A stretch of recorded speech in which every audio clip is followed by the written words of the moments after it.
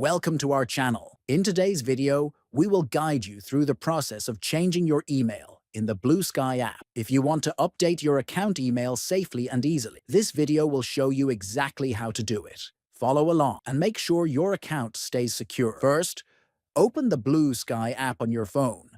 Next, look at the top left and tap on the three horizontal. Then tap on the Settings menu. From there, go to the Account section. Here, you will see an Update Email button. Click on it, and you will be prompted to enter your new email address.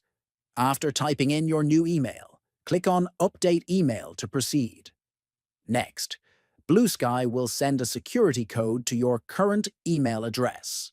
Open your current email inbox, find the security code, and copy it. Enter this code back into the Bluesky app and click Update Email again. Finally, Bluesky will send a verification link to your new email address. Open your new email inbox, locate the message from Bluesky, and click on the verification link. This confirms the email change, and your account is now updated with the new email address.